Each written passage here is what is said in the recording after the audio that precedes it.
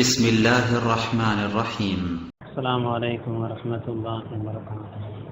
إن الحمد لله نحمده ونستعينه ونستغفره ونؤمن به ونتوكل عليه ونعوذ بالله من شرور أنفسنا ومن سيئات أعمالنا من يهده الله فلا مضل له ومن يضلل فلا هادي له ونشهد أن لا إله إلا الله وحده لا شريك له ونشهد أن سيدنا مولانا محمد صلى الله عليه وسلم وعلى آله وصحبه أجمعين. أما بعد أوصيكم عباد الله وإياي أولا بتقوى الله. قال الله تعالى في القرآن العظيم: بسم الله الرحمن الرحيم. يا أيها الذين آمنوا اتقوا الله حق تقاته ولا تموتن إلا وأنتم مسلمون. رب اشرح لي صدري ويسر لي أمري واحلل عقدة من لساني يفقهوا قولي. ربي زدني علما وارزقني فهما. صدق الله العلي العظيم. وقال نبينا صلى الله عليه وسلم: إنما الأعمال بالنيات وإنما لكل امرئ ما نوى. أو كما قال عليه الصلاة والسلام. விரிந்த உலகத்தை படைத்து பரிபாலித்து வரக்கூடிய இந்த ஏக வல்லோனை போற்றி, அவனின் சலாமும் சாந்தியும் இருலோக போதகரும் பெருமானார் கண்மணி நாயகம் ஸல்லல்லாஹு அலைஹி வஸல்லம் அவர்களின் மீதும், அன்னலாரின் அடிசூர்களை அவ்வாறே பின்பற்றி வாழ்ந்த சத்திய சஹாபாக்கள், தாபிஈன்கள், தபா தாபிஈன்கள், ஷுஹதாக்கள், சாலிஹீன்கள், குறிப்பாக இங்கு கூடியிருக்கும் நம் எல்லோரின் மீதும் வல்ல ரஹ்மானின் அன்பும் அருளும் என்றென்று உண்டாகட்டுமாக. அல்லாஹு தாலா புனிதமான இந்த ஜும்மாவுடைய தினத்தின் பொருட்டால் நம்முடைய குற்றங்குறைகள் அனைத்தையும் மன்னித்தருள்வானாக. நாம் மரணிக்கும் வேளையில் உண்மையின் மூமீன்களாக ஈமானோடு மரணிக்கும் நசீபையும் அல்லாஹ் நம் எல்லோருக்கும் தருவானாக. வாழும் காலம் முழுவதும் நபி ஸல்லல்லாஹு அலைஹி வஸல்லம் அவர்களின் எல்லா சுன்னத்துகளையும் பேணி நடக்கக்கூடிய தௌஃபீக்கையும் அல்லாஹ் நம் எல்லோருக்கும் தந்தருள்வானாக. நபி ஸல்லல்லாஹு அலைஹி வஸல்லம் அவர்களை கனவிலும் நனவிலும் மீண்டும் மீண்டும் கண்டுகளிக்கிற பாக்கியத்தையும் அல்லாஹ் நம் எல்லோருக்கும் தருவானாக. இங்கு பேசப்படக்கூடிய பேச்சுக்களை நம்முடைய வாழ்க்கையில் கடைபிடித்து வாழக்கூடிய தௌஃபீக்கையும் அல்லாஹ் நம் எல்லோருக்கும் தருவானாக. ஆமீன் ஆமீன் யா ரப்பல் ஆலமீன். அல்லாஹ் நண்பிற்குரிய மூமின்களே, அல்லாஹு தாலா தன்னுடைய திருமறையில் இந்த மனித இனத்தை படைத்ததின் நோக்கத்தை பற்றி அல்லாஹ் சொல்லும்போது நாமெல்லாம் அந்த ஆயத்தை பல தடவை கேட்டிருப்போம். ஆனால் கொஞ்சம் ஆழமாக யோசிச்சு பாருங்க, அல்லாஹு தாலா சொல்லக்கூடிய ஒரு சின்ன சிறிய வார்த்தை, ஒரே ஒரு ஆயத்து தான், ஒரு வரி தான் வருது. ஒமா கலகத்துல் ஜின்ன வல் இன்ச இல்லா லியஅபுதூன். அல்லாஹ் நம்மளை பார்த்து சொல்கிறான், மனித இனமே, உன்னையும் இந்த ஜின் வர்க்கத்தையும் என்னை வணங்குவதற்காக வேண்டி மட்டுமே நான் படைத்திருக்கிறேன். அல்லாஹ் அந்த வார்த்தை இப்போ எப்படி சொல்கிறான்னா, முன்னாடி மாங்கிற வார்த்தையை பயன்படுத்துகிறான். ஓமா அடுத்து இல்லா அப்படின்னு அவன் எதற்காக வேண்டியே தவிர படைக்கல, வணங்குவதற்காக வேண்டியே தவிர படைக்கலன்னு சொன்னா, அல்லாஹ் குர்ஆன்ல இப்படி சில இடங்கள்ல பயன்படுத்துவான வார்த்தையை, முன்னாடி மா பின்னாடி இல்லாங்கிற வார்த்தை. எதற்காகனா அது அல்லாஹ் உறுதிப்படுத்தி சொல்வதற்காக, இதற்காக வேண்டி மட்டும்தான் நான் படைத்திருக்கிறேன், வேற எந்த நோக்கமும் அல்ல. என்னை வணங்குவதற்காக வேண்டி மட்டுமே உன்னை நான் படைத்திருக்கிறேன். அப்ப என்னுடைய வணக்கத்தை நீங்க பூர்த்தி செய்துட்டீங்கன்னா உங்களுக்கு கொடுக்க வேண்டியதை நான் கொடுத்து விடுவேன் என்ற கருத்தில் அல்லாஹ் அந்த ஆயத்தில் பயன்படுத்துறான். அப்ப அல்லாஹ் மனித இனத்தை சொல்லும்போது இப்படி ஒரு வார்த்தையை பயன்படுத்துறான். அதே நேரத்தில் அல்லாஹு தஆலா உலகத்தில் மற்ற படைப்புகளை பத்தி அல்லாஹ் சொல்லும் போது, ஆடு மாடு உலகத்து எல்லா படைப்புகளை பத்தியும் கூட அல்லாஹ் சொல்லும்போது என்ன சொல்லுவான் தெரியுமா? அழகான ஒரு வார்த்தை, ஒய் மின் ஷைஇன் இல்லா யுஸப்பிஹு பிஹம்திஹி. உலகத்தில் இருக்கக்கூடிய எந்த ஒரு பொருளுமே என்னை தஸ்பீஹ் செய்யாமல் இல்லை. ஆனா வலாக்கின் லா தஃப்கஹூன தஸ்பீஹஹும், அவைகள் செய்யக்கூடிய அந்த zikரை உங்களால விளங்கிட முடியாது. இன்னொரு இடத்துல அல்லாஹ் என்ன வார்த்தை பயன்படுத்துறான் தெரியுமா? கத் அலிம ஸலாத்தஹு வ தஸ்பீஹஹு. அது அல்லாஹ் எப்படி தஸ்பீஹ் செய்யணுங்கிறது அதுக்கு தெரியுது. ஒரு தவளை என்ன தஸ்பீஹ் செய்யுதுன்னா என்ன எப்படி தஸ்பீஹ் செய்யணும்னு அதுக்கு தெரியும். இது அல்லாஹ் சொல்லக்கூடிய வார்த்தை. சூரத்துன் நூர்ல 18வது ஜுஸ்ல அல்லாஹ் அப்படி ஒரு ஆயத்தை பயன்படுத்துறான். உலகத்தில் இருக்கக்கூடிய எல்லா வஸ்துக்களுமே அல்லாஹ் எப்படி தஸ்பீஹ் செய்யணும், எப்படி வணங்கணும், எல்லாம் எல்லா வஸ்துக்களுக்கும் தெரியுது. அப்ப அல்லாஹ் எதை குத்தி காட்டுறான்? மனிதனே, சாதாரண படைப்பு, செடி கொடிகள், சிட்டுக்குருவி, தவளை இவைகள் கூட என்ன எப்படி தஸ்பீஹ் செய்யணும்னு விளங்கி என்ன தஸ்பீஹ் செய்யும் போது நான் உனக்கு தெரியாம இருக்குது பாத்தியா அல்லாஹ் கேட்கறான்ல, கேட்கற மாதிரி அல்லாஹ் என்ன உணர்த்துறான். ஒரு சாதாரண சிட்டுக்குருவி அது எனக்கு அதுக்கு தெரியுது என்னுடைய ரப்ப நான் எப்படி வணங்கணும், அது விளங்கி அல்லாஹ் தஸ்பீஹ் செய்யுது. அல்ல இப்படி வார்த்தை பயன்படுத்துறான். கத் அலிமன் சொன்னா அது அறிந்து இருக்குது. அலிமன் அல்லாஹு அலம் சொல்லுவாங்க, அல்லாஹ் மிக மிக அறிந்தவன். அந்த வார்த்தை அல்லாஹ் குர்ஆன்ல பயன்படுத்துறான். அலிம ஸலாத்தஹு அது அல்லாஹ் எப்படி தஸ்பீஹ் செய்யணும் என்பதை அது விளங்கி இருக்குது. ஆனா அந்த அறிவு உனக்கு கூட இல்லையே. நீங்க நம்முடைய எல்லாம் அப்படித்தானாங்க, 40 வருஷமா தொழுகிறோம். நம்முடைய தொழுகையில எல்லாத்தையும் கரெக்டா சொல்லிட முடியுமா? ஒரு மறதி ஏற்படுது, இதுக்கு என்ன பரிகாரம் செய்யணும் எத்தனை பேருக்கு தெரியும்? கொஞ்சம் யோசிச்சு பாருங்க. இத்தனை வருஷமா தொழுகிறோம், 10 வயதுல இருந்து தொழ ஆரம்பிச்சிருப்போம், 7 வயதுல இருந்து தொழுக ஆரம்பிச்சோம், இன்னைக்கு 50 வயசு ஆச்சு. இன்னைக்கு வரைக்கும் நான் இன்னைக்கு ஜும்மா தொழுது முடிச்சிட்டேன்னு வைங்க, திடீர்னு சுன்னத் தொழுகையில ஒரு மறதி ஏற்பட்டுருச்சு. என்னங்க பரிகாரம் செய்யணும்? ஒண்ணுமே தெரியாது, செலாம் கொடுத்துட்டு போய்கிட்டே இருப்போம், யார்கிட்ட விளக்கம் கேட்கறது இல்லை. நம்முடைய வணக்கத்தினுடைய குறைபாடு இவ்வளவுதான். நான் அல்லாஹ் இப்படி ஒரு வார்த்தை பயன்படுத்துறான், ஆடு மாடு செடிகள் கூட என்னை எப்படி வணங்கணுமோ அந்த வகையில என்னை வணங்குது. ஆனா உனக்கு ஆறறிவு இருக்குது, நான் அறிவை கொடுத்திருக்கிறேன், விளங்கிக் கொள்ளக்கூடிய நான் அறிவு ஞானத்தை கொடுத்திருக்கிறேன். ஆனா அந்த தேட்டம் இல்லாமல் இருக்கிறியே இந்த அல்லாஹ் சொல்லாமல் சொல்றான்ல. இந்த ஆயத்துக்கு கீழே ஒய்மின் ஷைனில்லாஹி யுஸப்பிஹு பிஹம்திஹி என்ற ஆயத்துக்கு கீழே ஒரு நிகழ்வை பதிவு செய்வாங்க. தாவூத் அலைஹிஸ்ஸலாம் அவங்க அல்லாஹ்வுடைய நபிமார்கள்ல ஒருத்தவங்க. குர்ஆன்ல சொல்லப்பட்ட 25 நபிமார்கள் ஒரு நபி. அவங்க எல்லா நேரம் அல்லாஹ்வை வணங்கிக்கிட்ட நபிமார்கள் ஒருத்தவங்கள, எந்த குறைபாடும் வைக்க மாட்டாங்க, அதிகமா தஹஜ்ஜத் தொழுகுவாங்க, எல்லா கடமைகளையும் சரியாக நிவர்த்தி செய்யக்கூடியவர்கள். அல்லாஹ்வுக்கு அவங்களுக்கு எந்த அளவுக்கு பாக்கியத்தை கொடுத்திருந்தானா, அவங்க மறந்தாங்கன்னா மலைகள் பறவைகள் கூட தஸ்பீஹ் செஞ்சு யாவப்படுத்துமா. அல்லாஹ் குர்ஆன்ல சொல்றான், நம்ம அவங்களுக்கு மலைகளை வசப்படுத்தி கொடுத்தோம். யுஸப்பிஹ்ன தைர அந்த பறவை தஸ்பீஹ் செய்யுமா, ஞாபகம் முட்டுமா. தாவூதே அலைஹிஸ்ஸலாத்து வஸலாம் என்ன அல்லாஹ் மறந்துட்டீங்க, தஸ்பீஹ் செய்யுங்க. மலை தஸ்பீஹ் ஞாபகம் முட்டுமா. அப்ப எல்லா நேரமும் அல்லாஹ்வை தஸ்பீஹ் செய்து கொண்டிருந்த தாவூத் அலைஹிஸ்ஸலாம் அவங்க ஒரு நேரத்துல கொஞ்சம் மனசுல ஒரு எண்ணம் வந்துச்சான். நினைச்சாங்களாம், நம்மள மாதிரி இந்த உலகத்துல அல்லாஹ்வை யார் வணங்கி இருக்க முடியும், ஒரு எண்ணம் வந்துருச்சு. நம்மள மாதிரி ஒரு ஹஜ் செஞ்ச உடனே ஒரு நாள் தஹஜ்ஜத் தொழுதவன் நம்ம நினைப்போம்ல, அது மாதிரி அவன் நபி தானே ஒரு மனிதர், இதாத்தம் உள்ளத்துல ஏற்பட்டுருச்சு. நம்ம இவ்வளவு நேரம் அல்லாஹ் வணங்கிட்டு இருக்கிறோம், ஒரு நேரம் கூட நம்ம அல்லாஹ்வை விடல, zikr செய்யறது விடல, நம்மளை மாதிரி யார் வணக்கம் செய்திருக்க முடியும்னு நினைச்சாங்கல்ல. அல்லாஹ் தஆலா அதை தப்புன்னு உணர்த்த நினைக்கிறான், நாடுறான். ஒரு மலக்கு அல்லாஹ் தஆலா மனித உருவத்தில் அனுப்பி வைத்தானா. இவங்க தங்கி இருக்கக்கூடிய அந்த பள்ளி வாசல் மெஹராப் பக்கத்துல ஒரு மலக்கு வந்து உட்கார்ந்து இருக்கிறார். தாவூத் அலைஹிஸ்ஸலாம் வணங்கி முடிச்ச உடனே பக்கத்துல வரும்போது இந்த மனிதர் மலக்குன்னு தெரியல. அப்ப அந்த மலக்கு கேட்டாங்களாம், மனித உருவத்துக்கு அந்த மலக்கு கேட்டாங்களாம், தாவூதே ஒரு சப்தம் கேட்குது அலைஹிஸ்ஸலாத்து வஸ்ஸலாம், ஒரு சப்தம் கேட்குது, அந்த சப்தம் உங்களுக்கு கேட்குதான்னு கேட்டாங்களாம். இல்லையே, என்ன சப்தம், திரும்ப கேளுங்க. கூர்ந்து கேட்டாங்கன்னா சப்தம் கேட்குது. என்னன்னா ஒரு தவளை சப்தம் போடுது. ஆமா சப்தம் போடுது, என்ன சொல்லுதுன்னு கேளுங்களேன் கேட்டாங்களாம். ஆமா சொல்லு, ஏதோ ஒரு வார்த்தை, நல்ல கூர்ந்து கேளுங்க, அந்த வார்த்தை என்ன வார்த்தை சொல்லுங்களேன். இப்போ சொன்னாங்களா, அந்த தவளை சொல்லுது, சுபஹானக வபிஹம்திக மன்ஹியன் இல்முன் லக.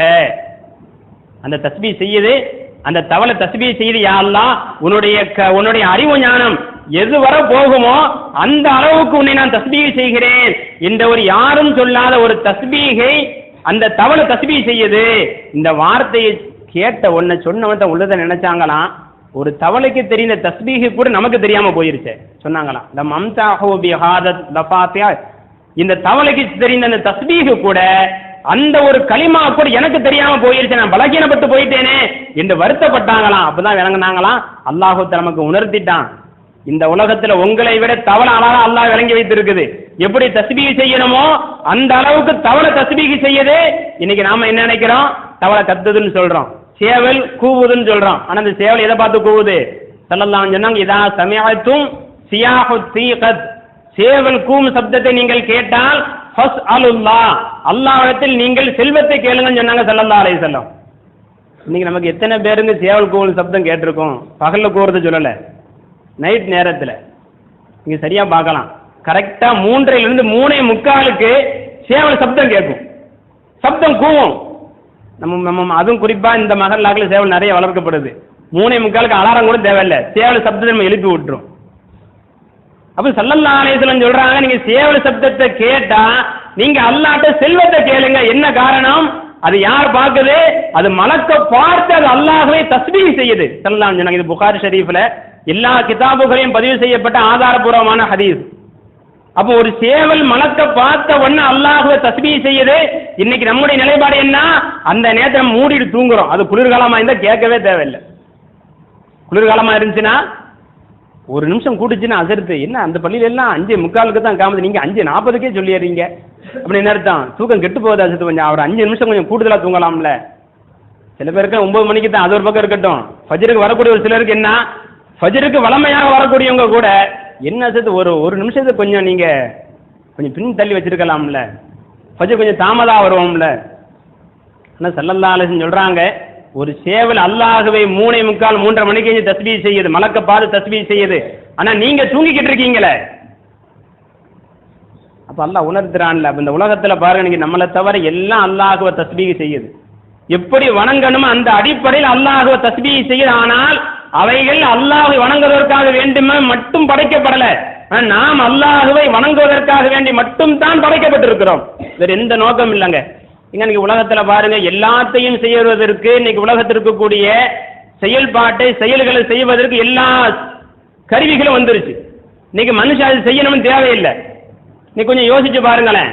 இன்னைக்கு உலகத்துல மனுஷன் மட்டுமே செய்த காரியங்கள் இன்னைக்கு எது செய்யுது? ரோபோ செய்யுது, இரும்பு செய்யுதுல. இன்னைக்கு ஸ்கூல்ல பாடம் நடத்துது வெளிநாடுகள்ல. சமீபத்தில் ஒரு ஐபோன் வெளியிட்டாங்க, போன மாசம் லண்டன்ல வெளியிடுறாங்க. கூட்டம் அலம் மோதுது. இன்னைக்கு எது வெளியிட்டாங்க, கூட்டம் அலம் மோதும்ல கூட்டம். அதுல ஒரு பெண்மணி என்ன செஞ்சு வேலைக்கு போகணும்னு சொல்லிட்டு தன்னுடைய வீட்டில் ரோபோ கூட நிப்பாட்டி இருந்தா வரிசையில. அந்த ரோபோ அந்த ஐபோனை வாங்கிட்டு வந்துருச்சு. காசு கொடுத்து ஒரு ரோபோ, உயிர் இல்ல, ஆனா அந்த ரோபோவை என்ன செய்யுது? அதை இன்னைக்கு முன் பக்கத்தில் போட்டிருந்தாங்க, டிவில எல்லாம் இந்த செய்தியில காட்டினாங்க. ஒரு ரோபோ ஒரு பெண்மணி சொன்ன வேலையை செஞ்சு வீட்டுக்கு கொண்டு போய் செல்போன் வாங்கிட்டு போய் சந்தோஷமா இருந்துச்சு அந்த அம்மாவுக்கு. என்னுடைய வேலையை என்னுடைய ஒரு இரும்பு பெட்டி என்ன செஞ்சிருச்சு? ஒரு இரும்பு பொருள் செய்திருச்சு.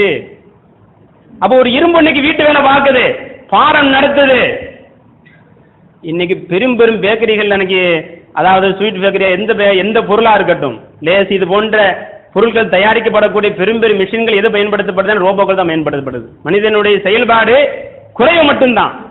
அப்ப இன்னைக்கு காலங்கள் போக போக நம்முடைய வேலைகளை எல்லாம் இரும்பு செய்ய ஆரம்பிக்குது. இன்னைக்கு ஆய்வாளர்கள் சொல்றாங்க, இன்னும் ஒரு சில வருடங்கள் போயிருச்சுன்னா மனுஷன் இரும்புக்கு அடிமையா போயிருவான், நவீன கண்டுபிடிப்புக்கு. அது என்ன சொல்லுது அதுதான் கேட்பான். இன்னைக்கு சமீபத்தில் ஒரு நாள் முன்னாடி ஒரு இடத்துல பேசும்பொழுது கூட சொன்னேன், சமீபத்தில் சீனாவில் ஒரு பொருள் கண்டுபிடிச்சிருக்காங்க. அது என்ன பொருள் தெரியுமா?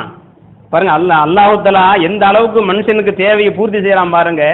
அது என்ன ஒரு பொருள்னு சொன்னா, நம்ம கழிவறைக்கு போயிட்டு நாம சுத்தம் பண்ண வேண்டிய தேவையில்லை, கை வச்சு கழுகணும்ல, பேப்பர் கூட யூஸ் பண்ண தேவையில்லை. என்ன செஞ்சா போதும் தெரியுமா? இன்னைக்கு சைனால ஒரு மிஷின் கண்டுபிடிச்சிருக்காங்க. அது நம்மளுடைய டாய்லெட்ல மாட்டி வச்சா போதும். அடியில மாட்டி வச்சுட்டோம்னா ஒரு சுவிட்ச் போட்டா போதும், ஒரு பிரஷ் மாதிரி. நமக்கு வேலையை முடிச்ச உடனே சுவிட்சை தட்டின உடனே ஒரு பிரஷ் வருமா, பெரிய பிரஷ். ஃபர்ஸ்ட் தண்ணி அடிக்குமா, தண்ணி அடிச்சு முடிஞ்ச உடனே அந்த பிரஷ் என்ன செய்யுமா, நாம செய்ய வேண்டிய சுத்தத்தை பிரஷ் சுத்தம் பண்ணுமா. சுத்தம் பண்ணி முடிச்ச உடனே கொஞ்சம் அத்தனை அடிச்சுக்கிடுமா, உங்களுக்கு செண்டு பாட்டல் இருக்குமா. சுவிட்சை தட்டின உடனே நறுமணம். எதுக்கு நறுமணங்க? அசிங்கம் வெளியாகக்கூடிய இடத்துக்கு ஒரு நறுமணம் அடிக்கப்படுது. இன்னைக்கு அந்த ஒரு கருவி கண்டுபிடிக்கப்பட்டிருக்குது. இன்னைக்கு வெளி உலகத்துக்கு வந்துருச்சு. இன்னைக்கு சைனாப்புல பிரபலியமா விற்கப்படுதான். மக்கள்லாம் அவ்வளவு ஆசையா வாங்குறாங்களாம். இப்போ ஒரு 10 வருஷம் போயிருச்சுன்னா நம்ம இந்தியாவுக்குள்ளே வந்துடும். அப்ப அல்லாஹ் உணர்த்துறான் பாருங்க, அந்த இடது கையை நீ சுத்தம் செய்யத்தான் நினைக்கிற, ஆனா அது கூட என்னது, சுத்தம் செய்ய வேண்டிய தேவையில்லை, வேறொரு பொருள் மனுஷன் கண்டுபிடிப்பான். அப்ப சுத்தம் செய்வதற்கு கூட ஒரு பொருள் வந்துருச்சு இன்னைக்கு உலகத்துக்கு. இன்னைக்கு நம்முடைய வேலை தான் என்னங்க? நம்ம இடது கை எதுக்கு தான் நினைச்சிருந்தோம்? சுத்தம் செய்வதற்காக வேண்டி மட்டும் தான் இடது கை நம்ம நினைச்சோம். ஆனா அல்லாஹ் சொல்லிட்டான், சுத்தம் செய்வதற்கு கூட உன்னோட இடது கை தேவையில்லை, ஒரு கருவி கண்டுபிடிச்சாச்சு. அப்ப இந்த கை எதுக்காகத்தான்? அதான் அல்லாஹ் சொல்றோம், வமா கலகத்துல் ஜின்ன வல் இன்ஸ இல்லா லியஅபுதூன். என்ன வணங்குவதற்காக வேண்டித்தான் நான் படைத்திருக்கிறேன். கையை கொடுத்தது, காலை கொடுத்தது, என்ன வணங்கத்தான். அவர் இன்னைக்கு பல் தேய்க்கிறதுக்கு பெருசு கண்டுபிடிச்சிட்டாங்க. கையே தேவையில்லை, தானா அவர் படுற தெரியும் மிஷின் தானா வந்து என்ன செய்யுமா, பெருசு வச்சு நம்ம தானா டைமே இருக்காது. 5 நிமிஷம் டயத்தை செட் பண்ணிட்டா அது தானே வாயை மட்டும் திறந்தா போதும், பல் தேய்ச்சி விட்டு போயிடும். நீ காலை எங்க போய்கிட்டு இருக்குங்க? அப்ப இன்னைக்கு உலகத்துல பாருங்க எத்தனையோ கண்டுபிடிப்புகள். அப்ப அல்லாஹ் எதை உணர்த்துறான்னா, நீ எதற்காக வேண்டி மட்டும் படைக்கப்பட்டிருக்கிறாயோ அந்த காரியத்தை நீ செய்யுங்க. இல்லைன்னு வைங்க, எனக்கு நம்ம நினைக்கிறோம் ஏதோ அல்லாஹுத்தாலா நம்ம வந்து கண்டுக்கிடாமல் இருக்கிறான், அல்லாஹ் பிடிக்க ஆரம்பிச்சான்னு வைங்க, நம்ம ஒரு சின்ன மழை தானங்க, இத்தனை ஒரு 4 நாள் மழை பெஞ்சிருக்குமா? இதற்கு இன்னைக்கு நம்ம தமிழகத்தினுடைய தலைநகர் என்ன கதிக்கு ஆச்சு பார்க்கத்தானே செய்யறோம். என்ன நிலைமைக்கு ஆளாச்சுங்க? ஒரு 4 நாள் மழைக்கு இன்னைக்கு தமிழகத்தின் தலைநகர் தாங்கிக் கொள்ள முடியல. எங்கெல்லாம் தண்ணி வெள்ளப்பெருக்கு எங்கெல்லாம் ஏற்பட்டுச்சு? சைதாப்பேட்டை, அடையாறு போன எந்த ஒரு நகரம் விடுபடல. இன்னைக்கு காலை வரைக்கும் நீங்க அடையாறுல இன்னைக்கு வெள்ளப்பெருக்கு எந்த ஒரு நகராவது மிச்சமாச்சா? அல்லாஹ் சின்ன மலையைத்தானே கொடுத்தான். வெள்ளப்பெருக்கு அதாவது கடல் கூட கொந்தளிக்கல, ஒரு மலை தான். அது அல்லாஹ் என்ன உணர்த்துறான் தெரியுமா? ஆச்சரியம் என்னன்னா, பெரும்பெரும் மாடி வீடு கட்டி தூங்க தான் வீடு கட்டி இருக்காங்க. மழை பெய்ய ஆரம்பிச்சு வீட்டை குதிச்சு ஓடிட்டு போறான். குதிச்சு வீட்டை மேல் மாடியில குதிக்கிறான், தண்ணியில குதிச்சு தப்பிச்ச மனுஷன் சொல்லி ஓடுறான். தூங்க தானே வீட்டை கட்டினேன், வீட்டுக்குள்ள இருக்க வேண்டியது தானே. தெரியும் வீட்டுக்குள்ள இருந்தா நம்ம புதஞ்சிருவோம், வீட்டுக்குள்ள புலமா போயிருவோம், அவ்வளவு வீடே என்ன செஞ்சு நம்ம கபரா போயிரும். தான் கட்டின வீட்டை விட்டு ஓடுறான் மனுஷன், மேல இருந்து குதிக்கிறான் 3வது மாடியில இருந்து. ஏன்? கீழ்த்தளம் ஃபுல்லா தண்ணீர். அல்லாஹ் உணர்த்துறான்ல, நீ நினைக்கிற உனக்கு உனக்கு கண்டுகொள்ள ஆளே இல்ல, கேட்க நாதி இல்லைன்னு நினைக்கிறியா? நீ ஆட்டம் போடுறியா? இன்னைக்கு எல்லா தப்பினுடைய உச்சகட்டம் சென்னையில தான். என்ன தவறா இருக்கட்டும், அதுக்கு வழிகாட்டுதல் எங்க? தமிழகத்தினுடைய தலைநகர் சென்னையில தான். எல்லா தப்பங்க தான் நடக்குது. விபச்சாரமா இருக்கட்டும், மதுவா இருக்கட்டும், எல்லா தப்பினுடைய உச்சகட்டம் அங்கதான். அல்லாஹ் ஒரு சின்ன மலையை கொண்டு சோதிக்கிறான். வாகனங்கள் போன பகுதிகள் இன்னைக்கு என்னங்க போகுது? படகு போயிட்டு வருது, வீட்டுக்குள்ள படகு போகுது. அதான் ஆச்சரியம். வீட்டுக்குள்ள தண்ணி போய் படகு கொண்டு போய் ஆட்களை வச்சு தூக்கிட்டு வராங்க. அல்லாஹ் உணர்த்துறான்ல, வாகனங்கள் போகக்கூடிய அந்த பாதையில் கூட என்னால் என்ன செய்ய முடியும்? தண்ணீர் உள்ள வர வச்சு படகு ஓட்ட முடியும். படகு தப்பிச்ச மலைஞ்சு சொல்லி வெளியே வராங்க. கொஞ்சம் நம்முடைய சிந்தனைக்கு கொண்டு வாங்க. நம்மளை கேட்க யாருமே இல்லை, ஏதோ கண்டுகொள்ளாம இருக்கிற நம்ம நினைக்கிறோம். அல்லாஹுத்தாலா பிடிக்க ஆரம்பிச்சானா இதுவெல்லாம் நமக்கு தரக்கூடிய ஒரு பாடம். இது எங்கேயும் நடந்திருக்கு நீங்க நினைக்காதீங்க. அல்லாஹ் நினைச்சா இங்க கூட கொடுத்துடலாம். அப்ப அல்லாஹ் வந்து நம்மள வந்து உலகத்துல ஏதோ வீடு கட்டினோம், பெரும் வீடு கட்டினு சொன்ன நீங்க அதுக்காண்டி படைக்கப்பட்டீங்கன்னா நாளைக்கு அல்லாஹுத்தாலா வீட்டை விட்டு கூட உங்களை தூரமாக்கிடுவான். ஆனா அல்லாஹுத்தாலா பாருங்க, இன்னைக்கு வந்து நமக்கு என்ன செய்யறான்? இன்னைக்கு நவீன காலகட்டத்தில் நம்முடைய குர்ஆன் ஹதீஸ் இன்னைக்கு ஆய்வு செய்யப்படுது. நமக்கு அல்லாஹ் அப்படி கூட என்ன செய்யறான்? உணர்த்துறான். இப்ப நீ தூரமா போயிடாத, நீ கட்டுப்பட்டன்னு உனக்கு நலவு மட்டுமல்ல, அது உனக்கு ஆயுர்வேதி அல்லாஹ் உணர்த்துறான். உன்னுடைய சந்ததிகள் கூட நல்லா இருக்கலாம், நீ நல்லா இருப்ப. ஒரு குர்ஆன் ஹதீஸை நீ பின்பற்றன்னு சொன்னா இன்னைக்கு ஆய்வு கண்டுபிடிச்சு தராங்கல்ல. ஒரு சுன்னத்துல எத்தனை பயன்கள் இருக்குது சொல்லி தரப்படுதா? என்ன குர்ஆனுடைய நடைமுறை ஒருத்தர் கடைபிடிக்கிறாருன்னா அவர் என்னென்ன நன்மையை அடைவார் இன்னைக்கு ஆய்வு சொல்லுதா? என்ன இது சொல்லப்பட்ட பிறகும் கூட இன்னைக்கு நம்மளை விட்டு குர்ஆன் ஹதீஸ் தூரமா போயிருச்சாங்க. அதுவும் குறிப்பாக காலங்கள் போக போக பார்த்தா இன்னைக்கு நம்மளை விட்டு நபி வழி ரொம்ப தூரமா போய்கிட்டு இருக்குது. சின்ன சின்ன விஷயங்கள்ல கூட அல்லாஹ் தஆலா குர்ஆன்ல தாய்ப்பாலை பத்தி பேசுறான்ல. ஒரு தாய் என்ன செய்ய தன்னுடைய குழந்தைக்கு 2 வருஷம் தாய்ப்பால் கொடுக்கணும். குர்ஆன் சொல்லக்கூடிய வசனம், வல் வாலிதாத்து யுர்திஅன அவுலாதவுன ஹவுலைனி காமிலைனி. இது குர்ஆன்ல 2வது அத்தியாயத்தில் 233வது வசனமா பதிவு செய்யப்படுது. அல்லாஹ் சொல்றான், தாய்மார்கள் தன்னுடைய குழந்தைகளுக்கு என்ன செய்யட்டும்? 2 வருஷம் பரிபூர்ணமாக தாய்ப்பால் கொடுக்கட்டும். இது சொல்லப்பட்ட சட்டம் 1400 வருஷங்கள் ஆச்சு. ஆனா இன்னைக்கு நம்முடைய நிலைப்பாடு என்ன தெரியுமா? ஒரு போலியோ சொட்டு மருந்துக்கு கொடுக்கிற முக்கியத்துவம் கூட இன்னைக்கு தாய்ப்பாலுக்கு கொடுக்கறது இல்லை.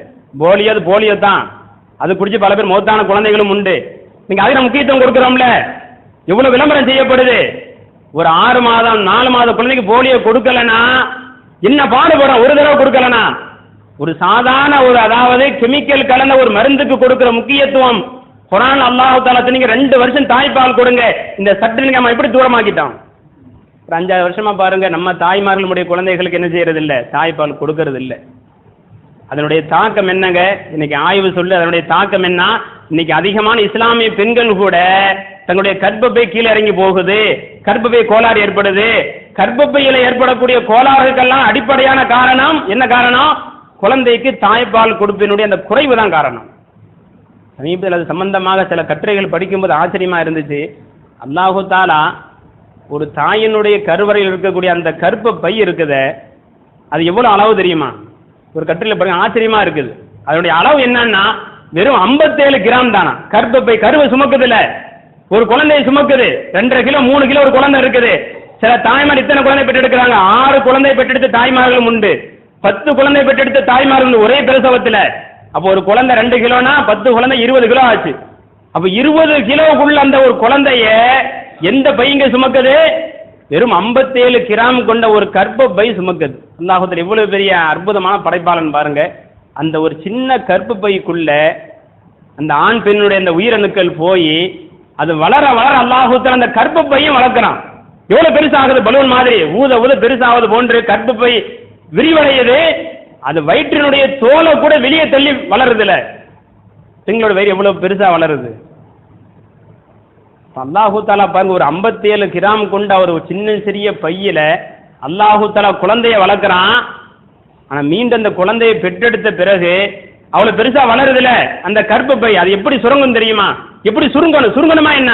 சுருங்குனா தானே மறு குழந்தை பெற்றெடுக்க முடியும். அதுலதான் அங்க ஒரு காரணத்தை வச்சிருக்கிறான்.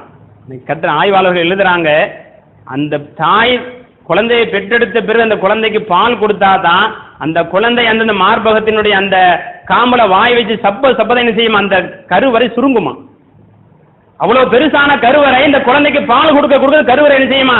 பழைய நிலைமைக்கு வருமா. அது 57 கிராம் கொண்ட அந்த கருவறை சுமார் பேரிக்க அளவு தான் இருக்குமா. சின்ன சிறிய ஒரு பலூன் மாதிரி தான் இருக்குமா. இப்ப இந்த பழைய நிலைமைக்கு வரணும்னு வைங்க, இந்த தாய் என்ன செய்யணுமா? தன்னுடைய குழந்தைக்கு 2 வருஷம் பரிபூர்ணமான முறையில பால் கொடுத்தா தான் நாள் பட அந்த காம்புல பட்டு வாய் பட்டு அந்த அதுக்கும் அந்த கர்ப்ப பைக்கு ஒரு சின்ன நரம்பு தொடர்பு இருக்குதான். சப்ப அந்த கருவறை என்ன செய்யுமா? மீண்டும் பழைய நிலைமைக்கு சுருங்கி வரும். இல்லைன்னு வைங்க, கருவறை பெருசாகவே இருக்கும். கடைசியில கர்ப்பப்பை எடுக்கிற நிலைமைக்கு கூட பெண்கள் தள்ளப்படலாம். அது என்ன ஆச்சரியம்னா, அல்லாஹு தஆலா அந்த தாய்ப்பால்ல ஒரு 3 நாளைக்கு கால்சியம் இல்லாத எல்லாம் தாய்ப்பாலை கொடுக்கறானா.